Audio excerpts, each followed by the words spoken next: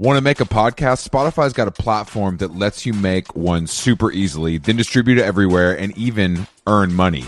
We like that. All in one place for totally free. It's called Spotify for Podcasters, and here's how it works. Spotify for Podcasters lets you record and edit podcasts right from your cellular telephone or your computer, so no matter what your setup is like, you can start creating today. Then you can distribute your podcast to Spotify and everywhere else, those other places that podcasts are heard. Video podcasts are also available on Spotify, and when you want to take conversations with your fans to the next level, Q&As and polls are the best way to get them talking. With Spotify for Podcasters, you can earn money in a variety of ways, including ads and podcast subscriptions. And best of all, it's totally free, zero catch. We've been using it ever since we started How Long Gone. And ever since I discovered Spotify for Podcasters, I feel like having the option of turning off the Q&As and the polls on the user dashboard has really helped boost my creativity and take it to another level. I highly recommend giving it a try. Download the Spotify for Podcasters app or go to www.spotify.com/podcasters to get started.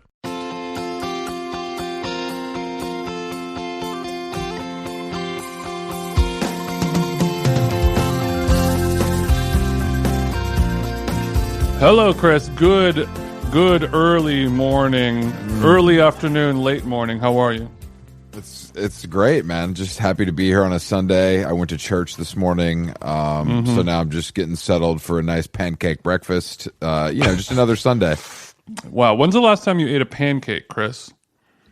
Probably with your ass, because you would order them for the table. You know what I'm saying? But it's been a minute. You talking about table cakes? Wow, I haven't ordered a table cakes in a long time. Yeah, I mean, I forgot about that. I do like pancakes. I mean, I think I prefer waffles. I don't know if I don't know why I pit those two against each other. Well, it's pretty obvious why they would be pitted against each other. They often appear on the menu as a side-by-side option, not unlike a sausage or bacon option. What would you choose in that showdown? I'm a pancake man, and I'm also a bacon man. I love a waffle, but a waffle is a lot. It's like to me, like it fills up the tum-tum too fast. And I think a pancake, even though they're very similar to a waffle, I think the aeration in there is much higher. So you're eating something that looks big, but there's actually a lot of oxygen in there, and you're able to lay a lot of flaps down. And then to me, bacon over sausage, that's all day. Yeah, I mean, sausage is disgusting. I've never liked that. Obviously, it's been a long time, but I was always a bacon head. I eat sausage a decent amount. I love me a hot dog, but I kind of agree. Sausage in general is kind of nasty. It's just weird to me.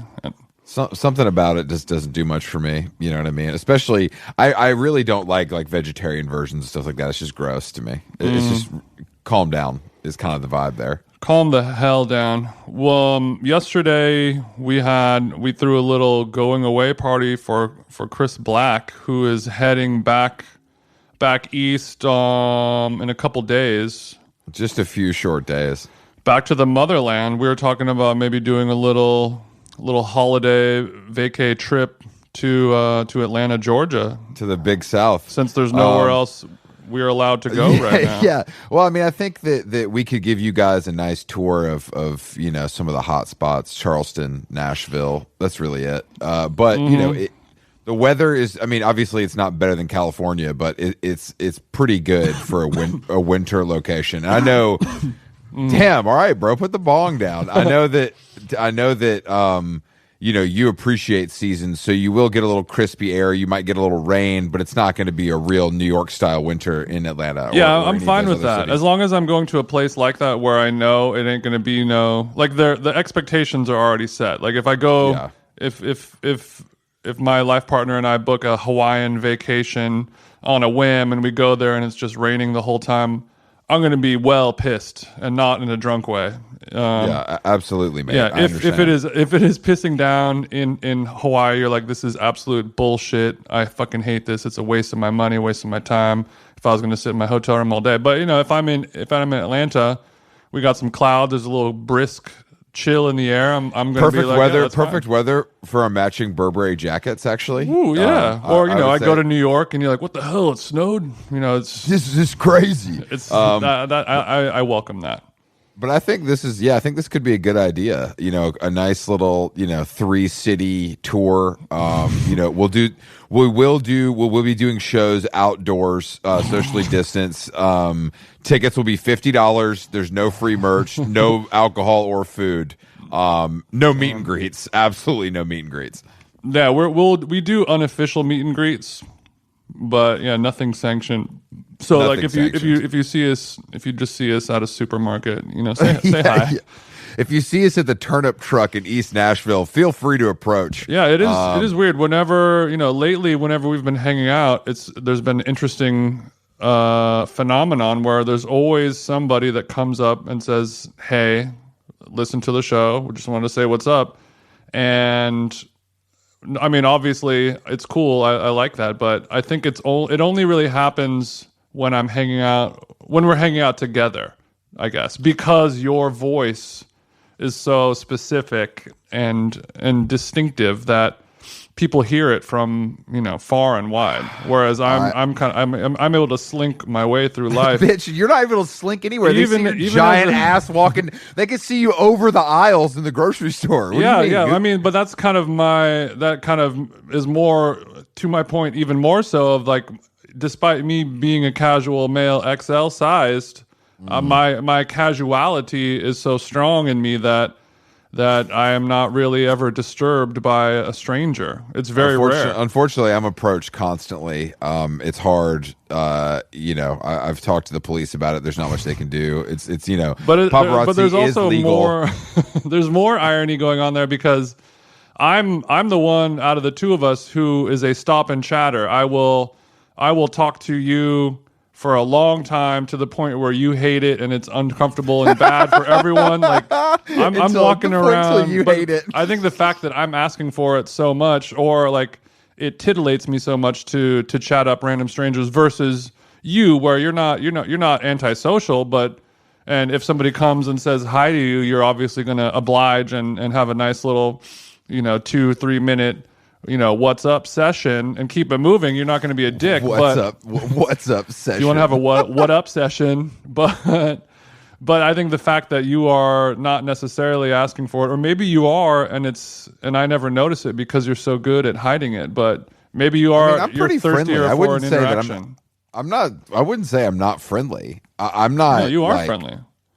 But I mean, I think that the best part about being approached is that it's showing us that we have a wide swath of listeners, wider than maybe wider than we anticipated. In one trip to Erewhon, we were approached by a early 30s creative woman, and a probably 50-year-old like Pavement fan vibe. You know what I mean? So it's early 30s creative woman. I like the fact that if you like this podcast or you listen to this podcast enough to stop us on the street and let us know that, then there's a 90% chance that those people are listening to this right now. So maybe we need to describe these people in a more sexy and flattering light. That's a nice way to describe. I'd love to be described that way.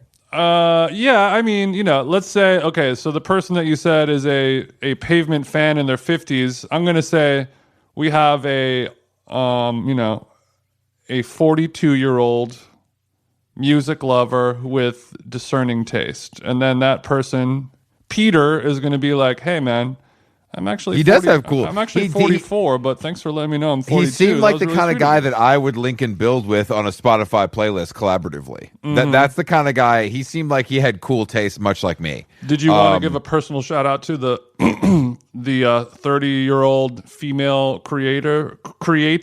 Yeah, Mariana is her name. Okay. But because she does know James, my partner in Public Announcements. So there is a little bit of a personal connection there. But I had never met her before. These waters run deep. Well, these waters run deep. But Peter and Mariana of Erewhon fame Thank you so much. And and then I ran into my I ran into my kissing right now. I ran into a friend named David who had just moved here from New York, and he was like, "What's up?" and then pulled his phone out of his pocket and showed me that he was literally listening to the current episode as he saw me, which that's got to be trippy because I mean, I don't. That is trippy. And what I'm wondering is when if I ran into Joe Rogan at the taco stand, while I'm listening to Joe Rogan, that would jar me. That would jar me, and I would be overwhelmed with excitement to have that interaction, to be like, dude, look, literally right now, it's like you're in my head. When you and Joe Rogan are at Barton Springs taking a dip in beautiful Austin, and you just look over, that's a moment for you. Mm-hmm. Yeah, that is a moment. But I'm just waiting for the moment where, I mean, like you were saying, to be able to press the flesh with our listeners is a lot more interesting than just reading the Spotify analytic demographics, where you're like, okay, yeah. Well, I mean, 65% male, 35% female, age range, the age range that you would think listens to us is the age range that listens to us. The countries of origin, obviously most of the audience is from America, but listeners from all over the world. Well, some places will be more surprising than others, but to be able to really kick the tires, press the flesh, smell, sniff, and inspect them, that is priceless. To be able to look under the hood of these fans, to really know what makes Peter tick. I agree. I mean, I think maybe this southern holiday tour could turn into a little bit of a How Long Gone tour if we wanted to, because the South, they've thrown the gates open. The gates are not locked. The gates are not locked. The South won't need to pod again because brother, it never stopped. It never stopped. So we could probably, sequester a local barbecue joint and, have people come join us at some picnic tables outdoors while you chow down on some grub and just link and build with some of the listeners. Yeah. This kind of and what if I have what if I drink a beer with the local townspeople? When Bill Clinton would go to like a meet and three.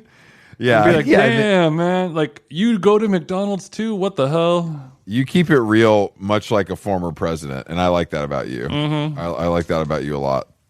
And also, lastly, to that point, what makes me sad is that I worry that, and I predict and fear that you are more likely to be asked to hold someone's newborn baby in a situation like that than I am. Yeah, you don't look very strong. Like, you don't look like you could support the weight of a child. Whereas I, on the other hand, I look like I could have, one in each arm for the photo op at least. No, the only thing strong about you is that voice of yours.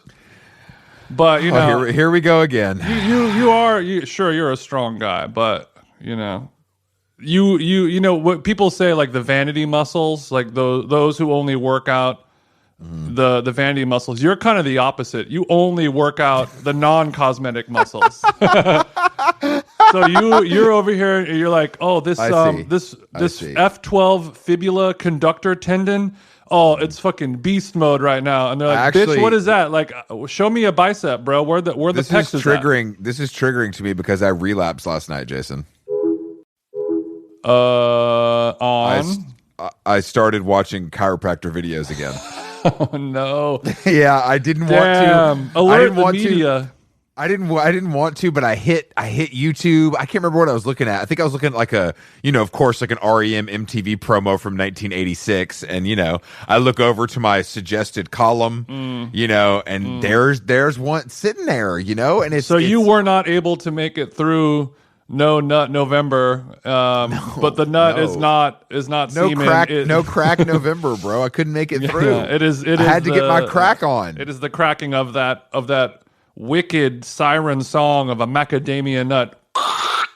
Oh, let me get one more. You were so close because we are literally one day away from December. I couldn't help myself. I was feeling. You got hit with the pop-ups. That's we talk about the algo a lot on this podcast, and it's no surprise the algo's coming for me. You fell victim to the algo. So showing somebody that a person like you who only has non-cosmetic muscles was also not strong enough to withstand and resist. That's proof that my muscles are in fact weak. I mean, I couldn't help myself, and I gotta say, I still made it to bed at a reasonable time, but I probably stayed up an extra 30 minutes to watch some chiropractor videos. It is like there are our friend Benjamin Edgar. I don't know if he wants me to air out his algo laundry, but I know he's also a member of Chiropractor Hive. He knows chiropractor videos on YouTube. He's the kind of guy that really just got to see somebody getting cracked out and zoning out on the table and really, getting that lower back nut. Zoning out on the table. But I do. I mean, what I'm saying is the type of person. It's a very interesting and specific subsect of people who are like very intelligent, very pragmatic.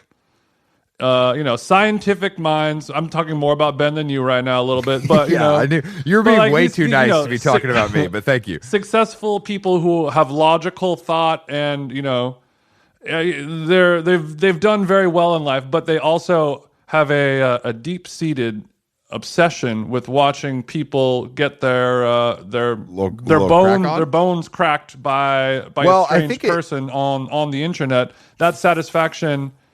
Well, Jason, first of all, I would like to say dubious thoughts is what I'm saying. I would like to say satisfaction is the death of desire. So I would like to point that out. So I think that maybe I needed that right now. For those who know, RT, if you needed to hear that right now.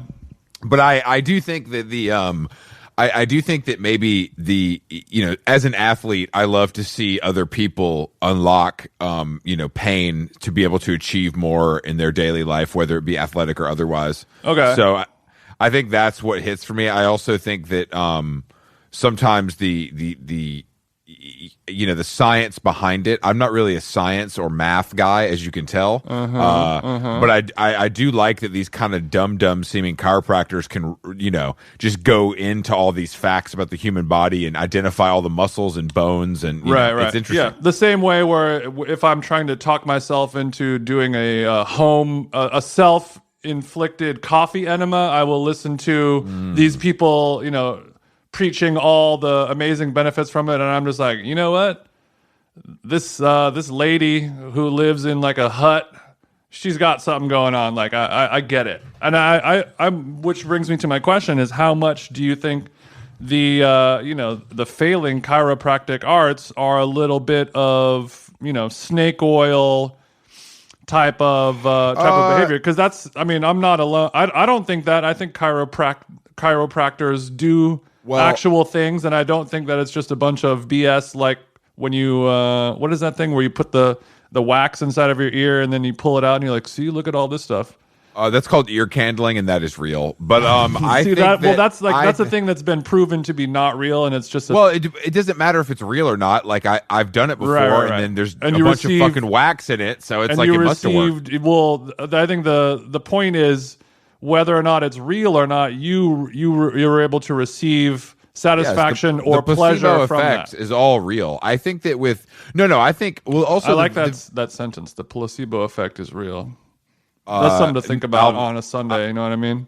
Album in stores. I think that the chiropractic arts are real, but also I just want to point out the videos I'm watching are a combination of chiropractic arts, massage therapy, fascial scraping, et cetera, et cetera. So it's not just that's what makes the approach so interesting. And I unfortunately have never been able to find someone that combines all these things because I'm really interested in it for myself.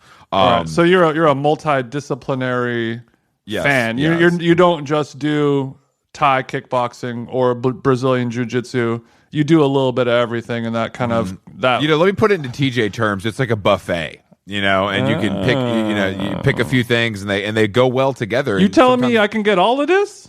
And it might surprise you, but I do think that that it just, I don't know. I need to. There's a woman I see in Atlanta, and every time I go in there, it's only guys that are your height or taller, or just giant NFL. It's NBA, NFL players, and big CB. And it's the most pain in a good way I've ever felt from any sort of body work, but there's no chiropractic element to it.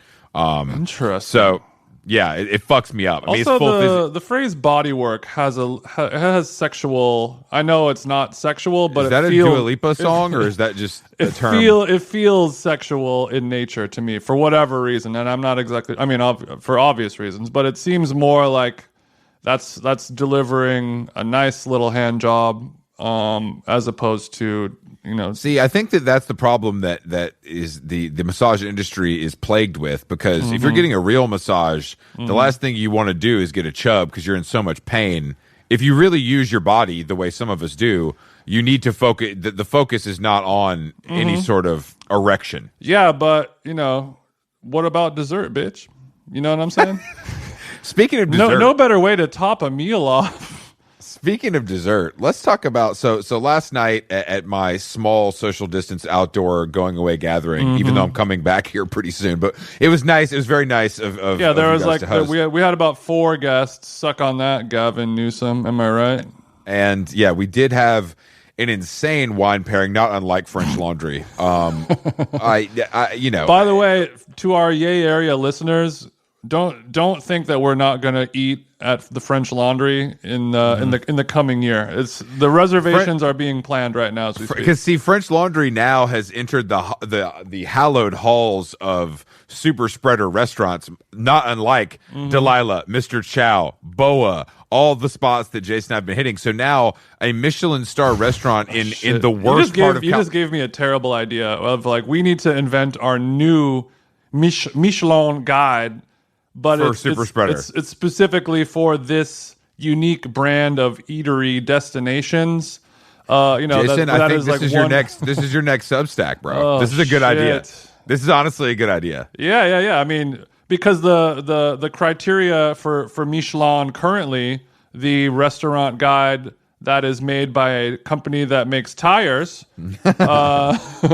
is literally based on is it worth a drive to go there? So a 1 star is if it's in if it's within 50-mile radius, a 1 star would be worth it. You'd be like, I'm glad that I made this trip. And then 3 stars, that's will you hop on a plane with a passport for international travel simply with the goal of eating at this specific restaurant? And if it passes that, then you get a number 3 star, which is rare and hard to pull off. But this is a new world and we demand new criteria and standards. And in the food world, there's a lot of hate going up against the Michelin Guide. It's an antiquated system, an archaic, it's archaic exclusionary. It's only really shining a book. light on the the classic French brigade style restaurant, white tablecloth, snooze fest, and it does not focus on cool young. Yep. So we need to break down driven eateries, perhaps. I think we need to. Yeah, I think this is something you should start working on ASAP. And I think this should be open source, Jason. This should be an editable Google Doc that other people can add to, so that we can actually compile a global list of restaurants that are available for dining during the coronavirus pandemic. Because as great as Nobu Malibu is, in by today's Michelin standards, it would never be given a Michelin star or 3 or 2, not even 1, because there's so many amazing. The scale, but Jason, the scale. Yeah, but the rules have changed. The rules have changed. This is a good idea. I'm going to dig into this more. Much like the coronavirus, we have to mutate our dining options, and I think that's what we're currently talking about. Damn. But what I was getting to, great idea. We're going to do that. What I was getting to was the last night Jason prepared a small feast for the going away that included his famous TJ guacamole. He surprised us though with the little a tofu banh mi, which I had not had one of those in a very long time. Really hit the spot. And then there was some. Carolyn made some. What were those? Those were She made some fresh rolls, some spring rolls. But is a spring roll traditionally fried, and then it's something different if it's not? I always get it mixed because there's spring roll and there's summer roll, and I believe it's a summer roll that's not could fried. And then there's also egg roll, which is always fried. So this is information that is probably easily Googleable, and I think that both a spring and a summer roll can appear unfried. And I think it has to do with like what ingredients are inside of it. But since I was feeling like a little bit of a bad boy, and I'd had a craving for a New York delicacy that luckily, on 3rd Street in my favorite neighborhood of West Hollywood, they've opened a location, Magnolia Bakery. So I pre-ordered a medium-sized tub of banana pudding. It was a tub. And I got to tell you, man, that was a crowd pleaser. Yeah, it was a crowd pleaser. Banana cream pie, one of my all-time favorite pies. I think apple. I actually didn't know that, TJ. By the way, I didn't know that was one of your favorites. Ooh, I'm a banana boy through and through. I know you like a freaky carrot, which makes me like you less, but the bananas bring me back to life. Yeah, because of a really good banana pudding, that's simply a banana cream pie that has Nilla wafers instead of a flaky pie crust. And now let me just for a quick second, just talk about Nilla wafers and their importance to me. Speak on that, my man. Just, it's something that my mom kept stocked in the crib growing up. My father loves them. I love them. As a younger, larger man, I like to make a rogue sandwich as I go with a peanut butter. Whoa. So the peanut butter, I pull it out of the fridge. I get a knife and I just scoop a little dollop on one Nilla, squish another Nilla on top, and I pop it in the gullet. Oh, God. It is fire. You can never come for TJ's nasty snacks again. I mean, that's not nasty. That's a combination of vanilla and peanut butter. No, I guess you're right. It's not that crazy at all. But my household was not a Nilla zone. To me, a Nilla wafer is just about as boring as calories can get. Have you seen me, bitch? I'm boring too. I'm the Nilla wafer of people, point. So that's why I like it. I see representation. But also, the Nilla wafer, not to get all coffee talk on, but neither a wafer nor a vanilla, if you ask me. Talk amongst yourself. No, I would agree. To me, it's just like, here's a plain kind of soft cookie that is flavored with sugar and a little bit of vanilla extract. Let me say something to you though. Depending on, you're probably getting yours from John's or some other budget grocer. But if you go to a high-end chain grocer, something like a Publix maybe, since we're thinking about the South, and you get a fresh bag, there is a slight toothy crunch to the Nilla. It's not. When you say a fresh bag, you're still talking. Does Publix make them in their bakery? Is that what you're talking about? Oh, no. I just mean a place that's turning over a lot of Nillas, so the stock is always fresh. You know what I mean? Got it. There's like when I'm buying my coffee beans, I'll always check the roasting date, and if it's a place where it's been sitting there on the shelf all day, you don't want that. You don't want that. But so you're talking about the freshness of these Nilla wafer brand Nilla wafer, where it's a shelf stable product that those wafers were baked sometime between Obama's first and second term. Yes, terms. And they expire in 2028, and you can tell when you get a good or bad one. The Nilla wafer might lean Southern. Actually, I've never thought about this. It leans very Southern because only Southern heifers like yourself would enjoy such a snooze fest, the mayonnaise of cookies, if you will. The word Nilla. It does a disservice to mayonnaise. First of all, you fucking post pictures of mayonnaise on your Instagram story, so let's not go there. But here's the thing about mayonnaise: a great ingredient that you don't really eat on its own, but a Nilla wafer. That's a cookie that you. When I eat a cookie, the only thing I'm eating it with is motherfucking milk. God damn it! But I do think that vanilla with the in the pudding is it does end up being a nice consistency.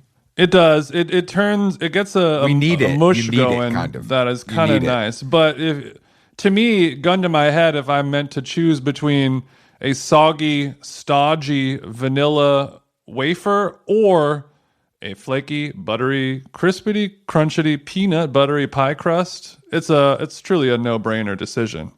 Interesting. Well, look, the pie crust will knock that flavor out Jake Paul style. Well, yeah, we need to talk about that. Moving on from dessert, Jason's favorite celebrity, YouTube star Jake Paul, who doesn't believe in coronavirus. Apparently, he. I don't watch boxing because I'm an evolved human, and I don't need to watch two people try to kill each other for sport. I can just watch, Sex in the City or whatever else is on. Sometimes those kittens are basically doing the same thing as guys in the boxing ring. Am I right? How catty they are. Great point. Yeah, and they have better clothes on when they're doing it. But so Jake Paul apparently beat up this basketball player pretty bad. Is that your takeaway, or am I missing something? Yeah, I think so. I think what happened was, while America was so busy, policing each other for wearing a mask at a park, they went around and messed up and let Jake Paul become the strongest, toughest warrior on the face of our planet. He can now beat everybody up, and that's not cool. But I don't think. Look, I mean, I believe, and I could be wrong, but I think that Jake Paul might have a history of fighting, a history of violence. Isn't that a movie? Well, no, he definitely has a history of violence. Yeah, but I mean, I think he's actually trained because I believe he. No, that's all he does every single day is train boxing nonstop. So this guy, that's all he's got left. Because this basketball player Nate Robinson is his name, correct? I guess I don't know. I don't know. I think he just put down the basketball and was like, yeah, I got this little loser, and got his ass whipped to the point where it's dangerous. I think he might get CTE. Damn. Yeah, I mean, literally, Jake Paul. So he's a guy who's like a high school bully who then became a famous person because of social media, and the world kind of rejected him for being a terrible person. He offended a lot of people. He did a lot of terrible things, and now he's basically just, reverting to childhood bully tactics of just I'm just going to start, fighting it. Fighting people is the only thing that he's got left. And unfortunately, he's damn good at it.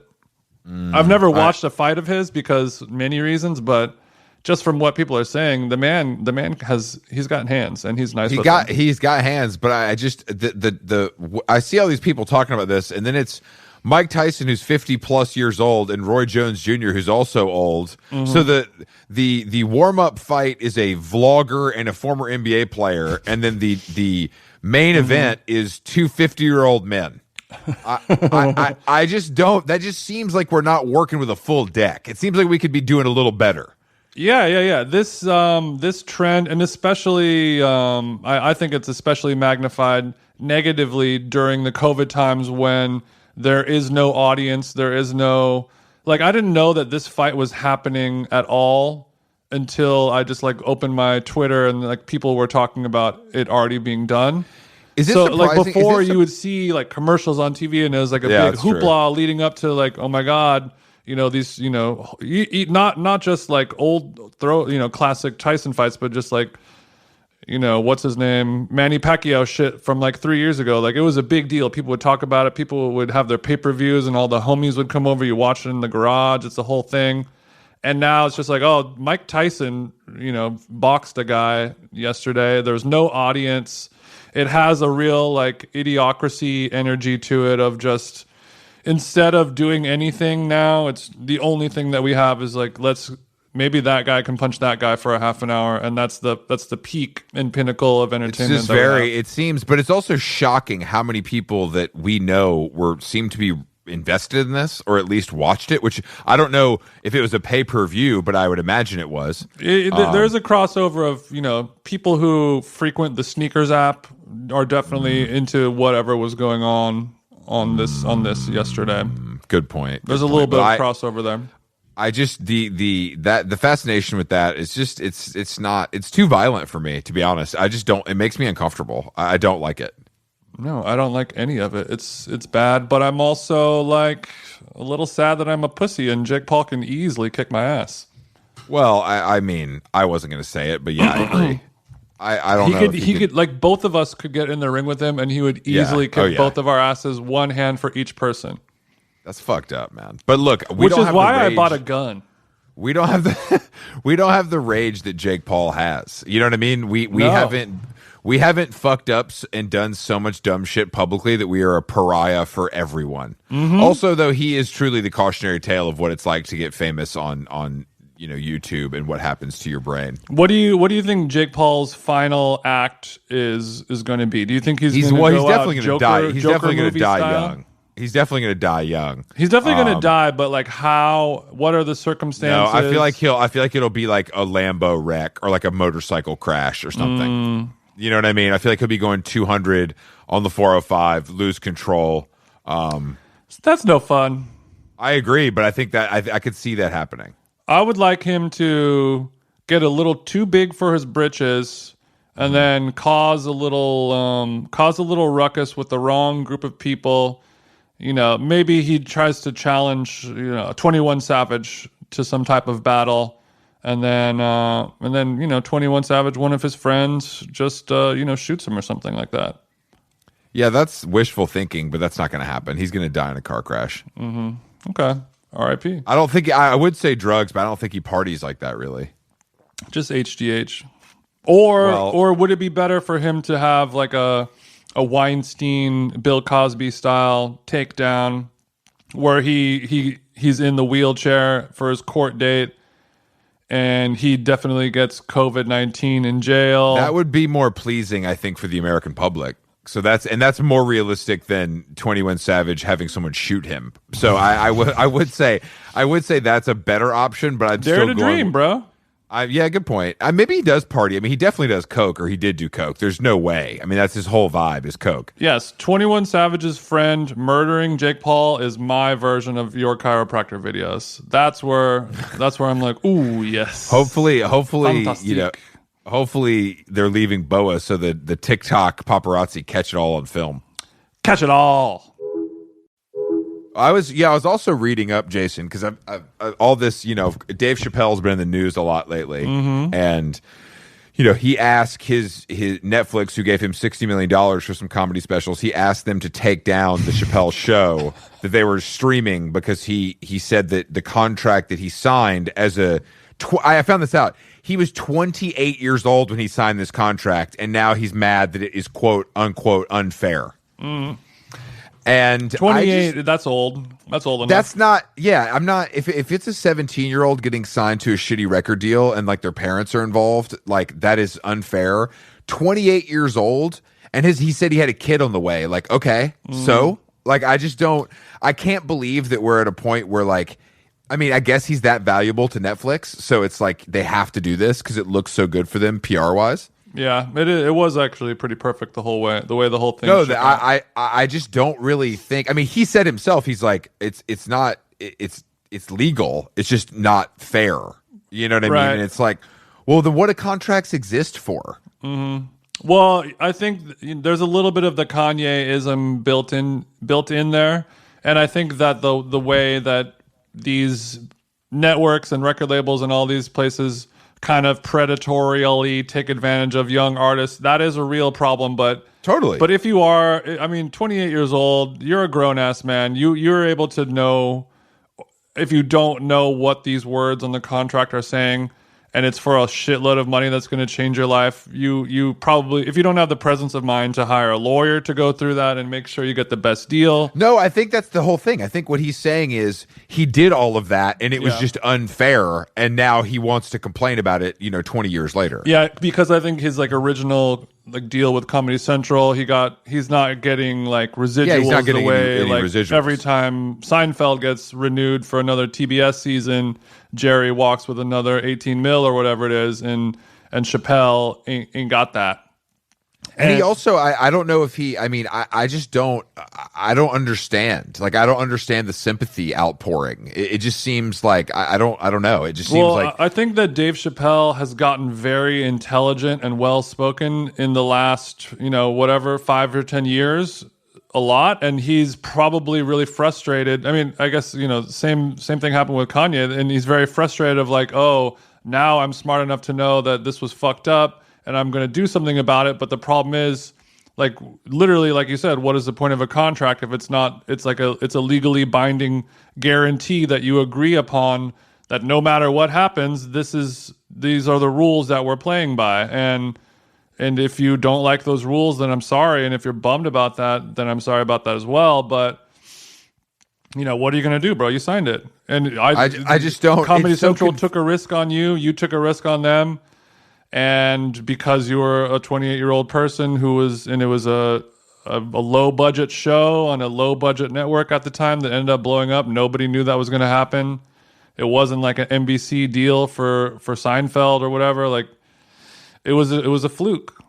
Poor guy. Yeah, no, absolutely. Yeah, I mean, things ended up working out well for him, and I think it'll be to his advantage that he can complain about this, and he talks about like the contractual stuff with Prince and why he changed his name to the artist because that's the way your name is listed on the contracts, which is like, that's, I don't know if that's a bad thing. It's just, it is. No, but it just seems like very, very rich people complain. I guess what I'm surprised about is the sympathy from someone who is so rich when most people in the country are suffering right now, that he's getting this outpouring of sympathy for complaining about a contract that he signed when he was 28, when he's now worth $100 million and doesn't have to worry about anything ever again. Yeah, well, I think everyone, once they get really rich and a little bit older, hopefully they'll take on some humanitarian efforts, to use their power for good. And I'm sure he does. I'm not trying to take away from. I'm sure he's doing that. Yeah, I'm not saying but I'm saying that he's chosen to do this specifically because it's something that he's personally well invested in, and it's well versed in. It's like, here's something that affected me, and I can teach the future to change this system instead of donating money. Who is he? He's teaching the 5 people that'll get a television deal. That, you know what I mean? It's not that's not a realistic thing to teach. It's not like a real lesson. I agree, and it's also a thing that he knows a lot about, so he feels, he's just more inclined to talk about that. But I think the bigger issue is the system that he is talking about doesn't exist anymore. Whatever happened with Netflix and lawyers and networks and Comedy Centrals and NBCs, like that whole system is on its way out. It's diminished. I don't know if it's on its way out. I think it's less important. Well, yeah, sure. It's never going to be gone, but I think that old system, as we know it, is not really going to exist anymore because, studios, despite making a lot of money, they're also kind of like, it ain't like the heyday it was back in the 90s or even 10 years ago. Everything is different, and these artists that are going to be signing their contracts to record labels and everything like that, who are bummed about having to pay back huge advances and 360 deals and blah blah blah, like they're just not going to sign with a record label anymore. They're just going to be like, all right, I have like $50,000. I'll do my own press. I'll record my own album on my laptop. Billie Eilish can do it with her bro. Why can't I do it? And I won't need a label. I won't need any of those contracts. I have a contract with myself, and that's it. And then, yeah, to an extent. I mean, yeah, absolutely. I find the whole thing just a little bit like I guess I'm just mostly surprised about this outpouring of support, like he's suffering in some way. It's like he's missing out on an extra $20 million, which I would be upset about if I were him too. But I don't care. Right, that Dave Chappelle's missing. I don't care. Not many people are going to give him a ton of sympathy because all these other comedians are going to be like, bitch, I can't pay my rent, dog. Like, you are so rich and you get to do whatever you want, and I want that. And no, it's not. But not about his peers. I'm talking about the public in general. Like, I've been watching it all week, and it's just like, it's so unfair. It's so unfair. And I'm like, I don't know if unfair is the word I would use here. Yeah, I agree with you. I mean, I think like we've all made bad decisions and we pay for them, and sounds like that's just what that is. You know, I don't know. I mean, I just don't know if predatory when it comes to a deal at 28 years old is the right phrase or the right terminology. Yeah, and or like what would he have done differently if he were in that situation now, knowing what he knows? Would he just be like, nah, Comedy Central, I ain't gonna sign that, and they're gonna be like, okay, cool. Yeah, and then he has no career. Yeah, I mean, that's the thing. That show is also, I mean, in my opinion, and I feel like maybe most people's opinion, that's the best thing he's ever done. Like that was groundbreaking, like legendary, really, really important television. That's his kid A. Most of the comedy world agrees. And I guess I understand wanting to be paid for that again and again and again if other people are making money off of it. But I would just be like, yo, this set me up. Like I wouldn't have just gotten this $60 million from Netflix after taking 20 years off. That is kind of like the weird little tricky subject of like Netflix or Comedy Central. Obviously, that deal was weird because nobody knew it was going to blow up into what it is now, and those Chappelle show reruns could make millions and millions of mailbox money, and well beyond his years, and his family can eat off of that for generations. And yes, but also, if Netflix gave you a fat ass bag and they're doing that all over again because of that, then that's good. And I mean, who's the one? Who has to pay that money? Like, who's responsible for it? Is it Netflix? Like, they can afford it, but do they just do it to be nice, or they do it because... No, they do it for PR, because they are like, if we do this, we'll look not like an evil corporation, and it endears us to Dave Chappelle, who we've paid a lot of money to and have an important working relationship with. It's brilliant for Netflix. It's the best situation they could be in. Do you think this whole thing is just some 60 chess, some Queen's Gambit that's no. No, I think it's real, but I do think I just think it's really interesting that what Dave Chappelle has kind of, like, I just don't find his comedy good, really, but it's also not comedy anymore, which I think is interesting. But like watching that David Letterman special, I mean, it's really hard not to like the guy. You know what I mean? He's very smart. He's very well spoken. He shows a lot of growth. Like it's interesting. But yeah, he's sort of transcended comedy, and now he's kind of like this prophet, thought leader, guru guy who the vibe it's thank God, because that's I think that's exactly what comedians should be doing in that situation. Once you you do everything, you've accomplished all of your goals, and now you became a more intelligent person, you learn from your mistakes, and now you are sharing your philosophies with the rest of the world, and in hopes of changing them, and using comedy as a way to change the way people think and look at the world. I think that is amazing, and I think he has a lot of great ideas about how to run the world, and hopefully he sticks around. I could see him being some type of not a Gandhi situation, but like a modern, if Gandhi and Jesus and Miro had a baby. People love him. I totally get it. I just found this whole thing this week to be a little bit like, why are we talking about this? Like, this isn't like that important. Like, they announced season 2 of Euphoria. Why are we talking about this bullshit? Exactly. There's other important stuff, you know what I mean? But I just, besides, between Jake Paul, winning a fight publicly, us having some banana pudding, and Dave Chappelle, I mean, what else is there to talk about, really? Well, it's like, the season finale of Great British Bakeoff happened on Friday. Yeah, talk to somebody else about that, because I don't know anything. I got nothing to say. I was really hoping that Big Mama was going to win, but Big Mama did what Big Mama does best. She choked in the finale, and then the character who looks like a Aryan youth member who my girlfriend has an odd and disturbing crush on was the winner. And who is that? What's the name?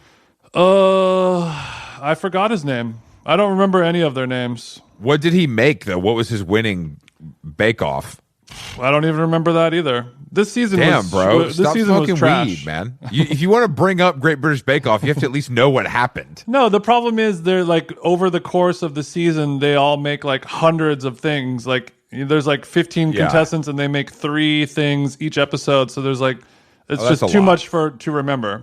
That's a lot. That is a lot. But this season was trash, but it was cool to see. But they made it all in the bubble during quarantine, which I thought was cool. The show, or were they together, or were they separate? So they took all the contestants and put them in a bubble, like NBA style, and they all lived there. They were not able to, interact with anyone except for other cast members and the crew. And then that's classic. That's classic.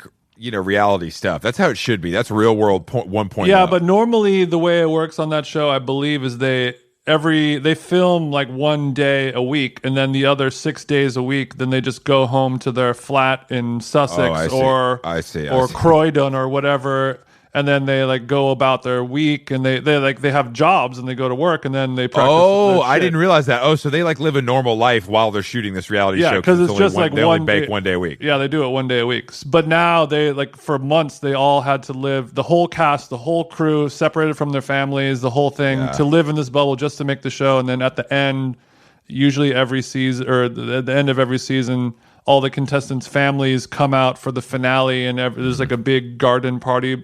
But now the whole, like, no family was there. It was odd, but I like that they pulled it off. But I'm not going to talk about it anymore. Don't worry. What Netflix? Sorry, Netflix. What network does this show air on? It's on like BBC or something. In Europe, it's just like the biggest show it's on like NBC or whatever.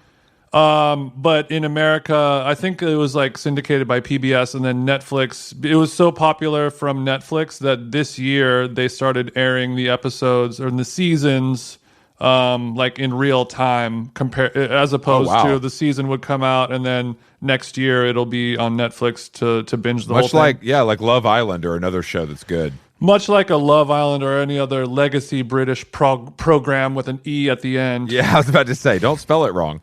But speaking of those holidays, I've been thinking about what holiday season is going to look like this year. Now that we're all working from home, we're quarantined. Because I'm looking at my schedule, and lately I've been really busy doing a lot of work, and which has been great. But I'm kind of like, I need a little. No breaks this year, baby. No breaks, but I'm feeling like, damn it, I should probably take some type of mini break or vacay or whatever. But pussy,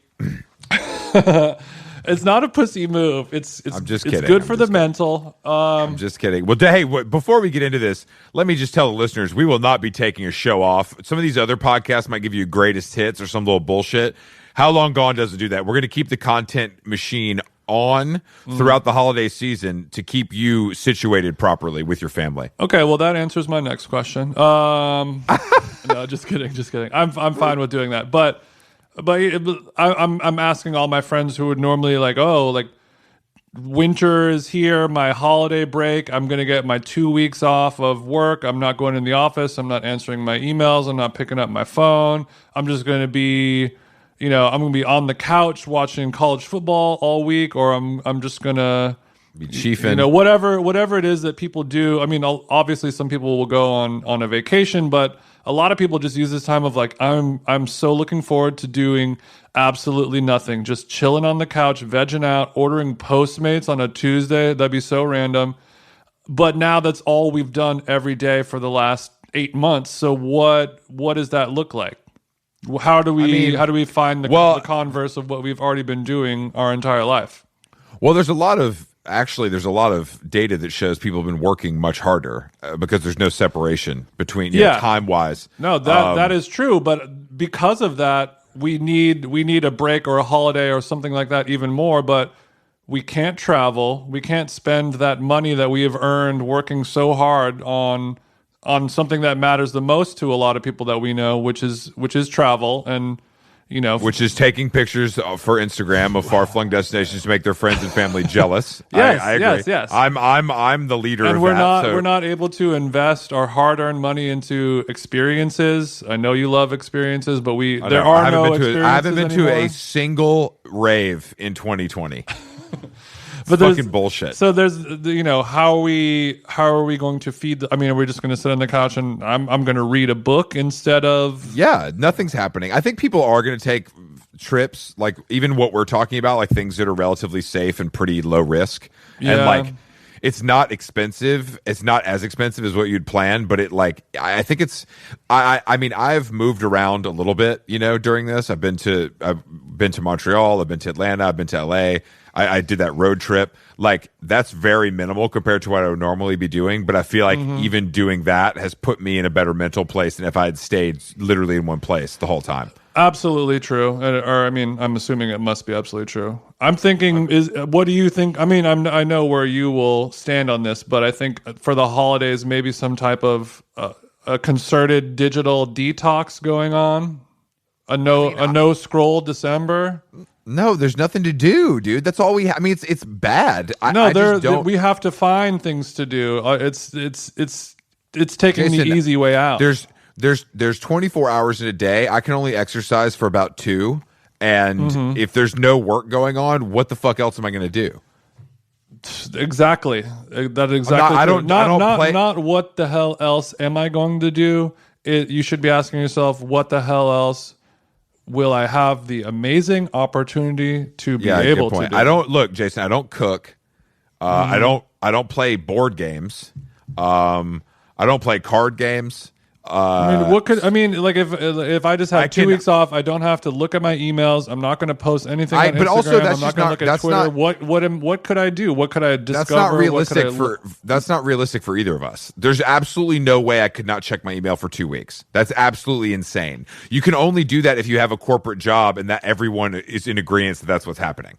Yeah, but if everybody else that you're doing business with and communicating with over email is also taking that break, that's kind of the whole point. We're not unlike a 2-week quarantine lockdown. It doesn't work unless we all do it, So if I can't turn my emails off because there's all these Chris Blacks in the world who would rather reply to emails at midnight instead of just That's me. I honestly have found we all have to do it, and that's the way it's been for all these years. It's like, okay, the last 2 weeks in December, it's understood and known that we're all going to stop working unless you're an essential worker, work in retail or any of those other things. But if you have an office job type of job, I've been getting more weekend emails than I've ever gotten in my life during the lockdown. And how do you feel about that? I mean, indifferent? Kind of indifferent. I mean, like last week I checked my phone. We were playing tennis and I got some emails and it kind of threw me off because it was like 4:00 on a Sunday. But also for me, honestly, and I say this all the time, every day is kind of the same. Yeah, my days are all the same, and maybe the world changes a little bit, but like the weekends for me, I try to do less because everybody else is out. So it's better for me. I mean, obviously, quarantine changes that to some extent. You know what I mean? Is it a good or a bad thing that every day is the same? I mean, probably bad, but this is my reality, so I like it. I mean, I think it's different for everyone. I think it can, but I think that structure of the weekends of like Monday through Friday, we're working, we're not having, I'm not going to get drunk. I'm going to have a sensible meal, and I'm going to do all the things to take out the trash and whatever. And then on the weekend, I am not going to do any of that. I'm going to relax. I'm going to find time to do the things that I want to do, recreational, tasks, and do them without any guilt or shame that I'm, not devoting this time to work instead of that because, you're prioritizing that. And I have not been able to successfully do that. I just think people have different priorities, and I think that's totally fine. If you're the kind of person that, wants to spend time with their family and, cuddle up on the couch and watch movies and pet a dog, then by all means do that. If you're the kind of person that wants to fucking physically destroy themselves with exercise and read a book and tweet, then do that too. I think it's every man for himself out there, and you got to do what you got to do. Yeah, I guess if you never ever get sick of doing that, then there's no real reason to force yourself to deprive yourself of those moments. If it is truly just I feel pure, burned out, wholesome pleasure at all times, then I don't even know if it's I don't know if it's pleasure, if it's just learned behavior, but either way, it's fine. I guess if there are no negative consequences, but I guess the problem is whatever negative consequences, like smoking cigs, for example. Like, we obviously know that there are negative consequences for that, and we'll do that, and we don't smoke a cigarette every single day, every single minute, because we know that's crazy. But you do, but but a lot of we don't really necessarily. We're not able to see. You're not focused on the future and what that really means, because that's not it. You don't know if it's going to happen, so it's tough to dwell on it. Yeah, and for whatever reason, we don't think that spending 4 hours looking at the Explore page on Instagram is going to be bad for us. We just think of that as, I guess any negative effect from that is subconscious. Yeah, well, I just think that with anything, and that's a problem. I don't think a digital detox is necessary for everyone. The same way I don't think what I do is for every. You know what I mean? It's like every person needs different things. That's the beauty of a varied humanity that we are. But are there some things that, whether or not we realize it, are a good thing for us, or even like a drinking water thing? Yeah, drinking water. I mean, I think human interaction is honestly. Yeah, but if I you think don't drink water, thing. you die. Oh, that's true. That's true. Yeah, especially if it's not filtered. No, but I think that I'm interested to see what happens during this holiday break for a lot of people, because I do think it's going to be like just more of the same. There's just no. That's what I'm afraid of, and I'm trying to have this discourse going on right now. Take a day off if you want, as long as it doesn't affect our money. I don't give a fuck what you're doing. I know, but is one day enough? I mean, it should be. You don't work that hard, bro. Relax. Like I think it really boils down to my not being able to find the time to go fishing. I think that's really what it is. Well, I think this American road trip. I can find you some fucking holes to fish in. Some cricks. I got a crick. I know a couple cricks in my neck of the woods. You know what I'm saying? I got a couple cricks on Deckington. Yeah, I can't wait to be the guy who's checking his rod at Delta baggage claim. Well, I'll actually, maybe for Christmas I should get you like a Filson rod holder, like, and I could get it embroidered them jeans. That'd be cool. I mean, the ultimate gift is just have my rod and reel waiting for me at the Black household. I'm sure your dad knows how to get that sorted out. My dad, much like me, is only good at a few things, but those things he has mastered. That is, working and reading are the two things that he is exceptionally good at, and I'm glad that thank God, have some of those qualities from him. Thank God. I mean, at the end of the day, those are great, two of the best qualities a person could ever have. I think so too. Which is much better than, like, Pa didn't love me so well, but God damn it, the son of a bitch could fish. Like he was. You know what? My dad, he wasn't around much. Man, he could really drink. He didn't. Know what I mean? Wasn't able to say the words "I love you," but he knew how to fucking fix a muffler. And he didn't give me many hugs, but he did other shit. Yeah. Well, we're gonna find out, Jason, because this is looming. We have a couple more weeks of just nose to the grindstone, how long gone business. We have wrapped season 1 of How Long Gone Live. Thanks to our friends over at Mad Decent. Shout out to Big Boss Man Diplo, Jasper, Akira, Lauren, Miranda, the whole gang. Doran, shout out to Big Doran. And Lola. Thank you all. Yeah, Lola, thank you. Thank you all for making that very special. We will pick up season 2 first quarter of 2021. Details are emerging. The fifth episode of How Long Gone Radio hit Spotify yesterday. That will continue into the foreseeable future. Every week, Jason and I break down the new music on Spotify. Thank you to Spotify. Thank you to Anchor. Shout out to our boy Armand for setting that up. And of course, How Long Gone, the original audio art, as they say in the business, will continue 3 times a week until the end of fucking time, until the dinosaurs come back. TJ and I will be on the mic talking our shit. Even when we get the Netflix deal, that won't end. Even when we get and thank you all for copping the Jam Store How Long Gone collaborative tote. I know those went very fast. We are working on sold out all 800,000 of them in 1 crazy. hour. Made 800,000 in America, I'd like to add. But we are working on a secondary colorway number 2 on colorway number 2 to come out soon, hopefully before the holidays. Shout out to our boy Sam Jane for designing and handling that. If you have any ideas of what colors you want them to be, please don't send them to us. Yeah, we have no interest in your feedback. Just buy it and shut up. I think that's it, TJ. A little bit of housekeeping, and then we got more podcasts. Yeah, because we're talking as if this is the last show of the year or the last show of the season, but it's not. It's not. The show ain't going anywhere. But Chris is. This is going to be the last. This will be the No. second to last. We have one more. This is the last one-on-one from the Los Angeles zip code. Jason and I unfortunately did end up doing one podcast in the same room when I was here for 5 months. But maybe 2021 when maybe in 2021 when I return and we secure How Long Gone Studios, you know, maybe the in-person will be more common.